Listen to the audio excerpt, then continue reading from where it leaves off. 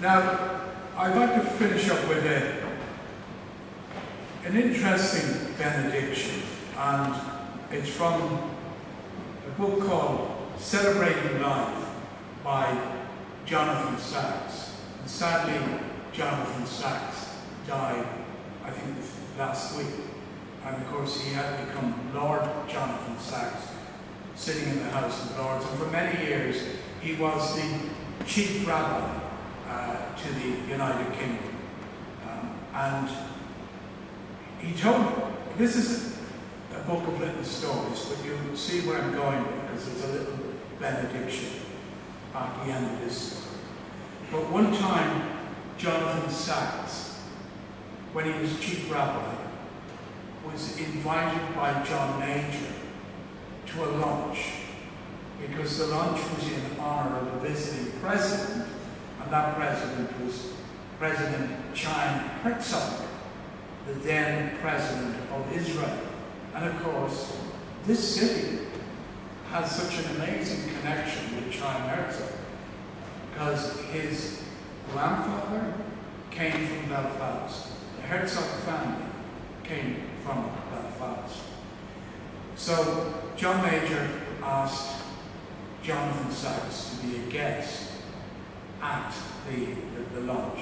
And the Prime Minister equally said that the lunch would be kosher to suit both the rabbi and the president.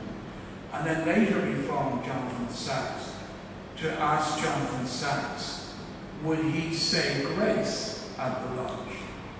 Now, anybody knows about the Jewish faith. Jews do not say grace to thank God for the food before a meal. They say grace as they taste the food. It's to let God know, well, it could be good, maybe not so good. And they thank God as they taste the food, which is the Jewish tradition.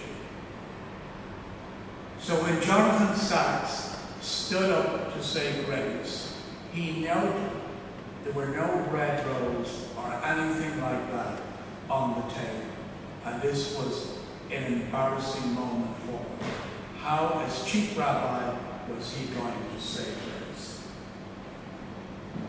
However, as he says in his own words, I was just lifting my eyes towards heaven when my prayer was answered.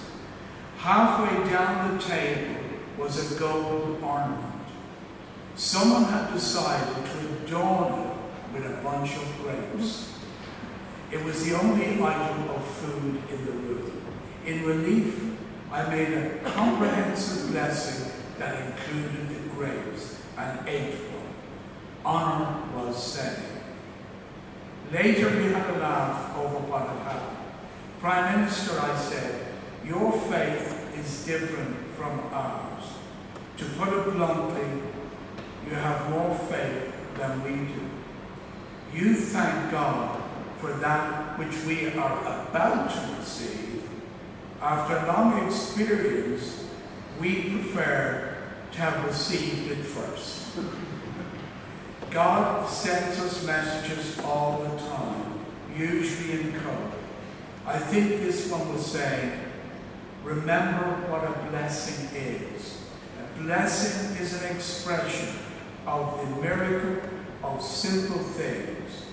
Making a blessing means recapturing the vision of what William Blake wrote. William Blake. To see a world in a grain of sand, and heaven in a wildflower. Hold infinity in the palm of your hand, and eternity in an hour. Amen. God bless you all. Happy Diwali as well. And St. John.